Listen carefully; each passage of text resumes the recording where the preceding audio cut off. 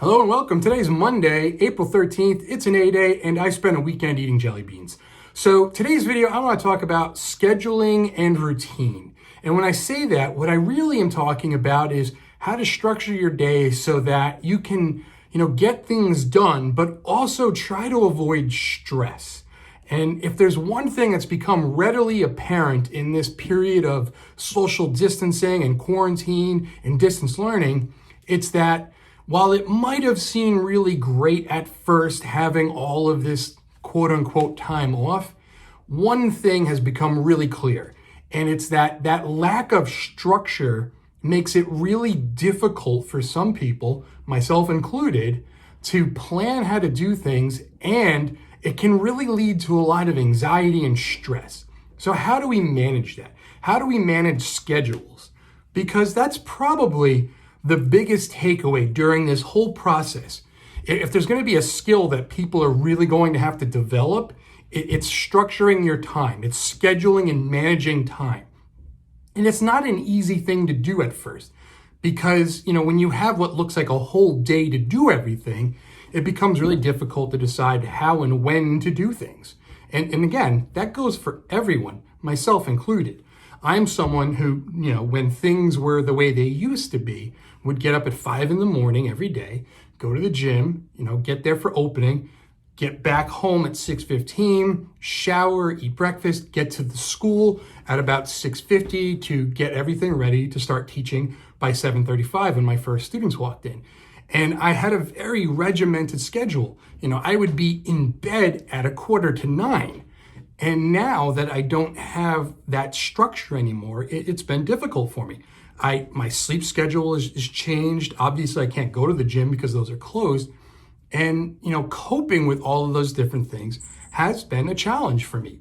How do I maintain my usual schedule?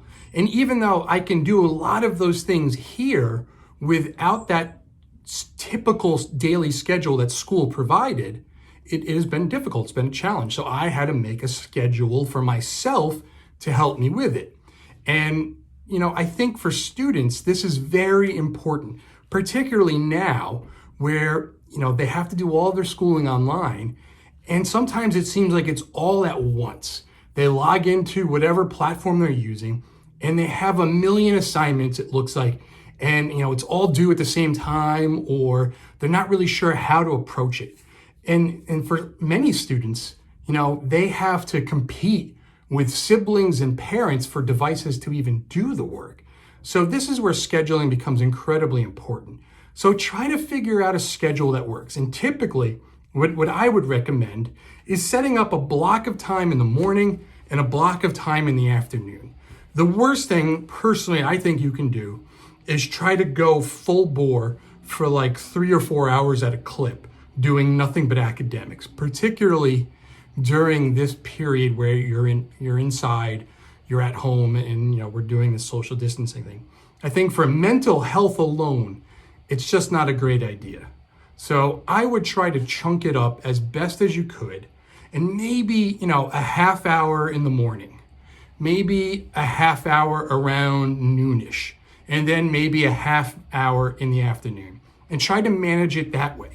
And more important than doing those academics really during the time period is to, have times in between where you have mental breaks, where you have time to unwind, activity time, time where you have, a chance to interact with family members who barge into your office with a duck to, talk with you. Say hi, Joey.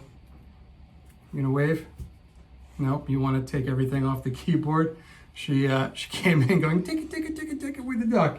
You want to go now?